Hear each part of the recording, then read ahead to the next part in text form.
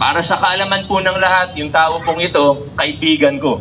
Ako po sa kanya, ako po nag-recommend sa kanya, naipasok siya sa City Hall. Meron tayong pinadampot, pina-entrap, pinakulong na empleyado ng Office of the Building Official.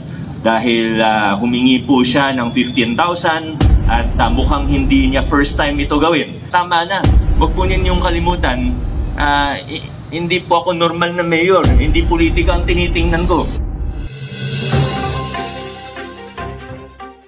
Meron po akong dalawang kailangan sabihin. Yung isa, good news. Yung isa, hindi masyadong good news. Pagpasensyaan na po, hindi naman para sa lahat ito, pero kailangan ko lang talagang sabihin.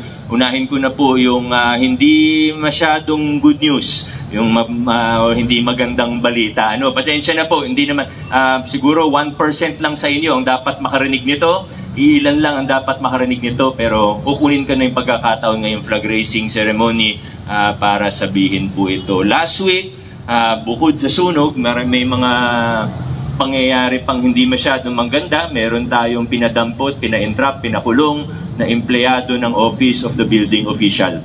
Dahil humingi po siya ng 15,000 at mukhang hindi niya first time ito gawin. Para sa kaalaman po ng lahat, yung tao pong ito, kaibigan ko. Ako po sa kanya, ako po nag-recommend sa kanya, maipasok siya sa City Hall. Pero pinapatunayan natin, pinapakita po natin sa lahat na walang kaibigan dito. Pag may ginawa kang krimen, pasensya na, 4 years ko na po winawarningan ng mga empleyado natin.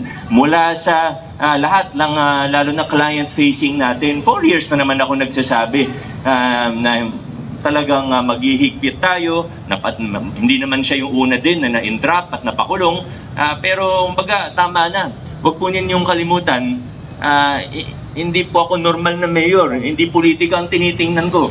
Ang tinitingnan ko, at hindi rin ako interesado sa mga achievements ko, ganyan. Hindi ako masyadong concerned dyan. Ako naniniwala ako, gawin ko ang trabaho ko araw-araw. Darating rin yung mga achievements na yan. Darating rin, pero hindi ko yun iniintindi. Ang goal ko lang, at kaya ako tumakbo bilang mayor, at kaya ako naging mayor, at kaya ako tumakbo ulit ng second term para mayor, dahil ang pangarap ko, ang goal ko dito, ay pagkatapos ng term ko, kung maka 3 terms man ako, bahala na ang Diyos, pero pagkatapos ko bilang mayor, mas maayos ang iiwan kong LGU.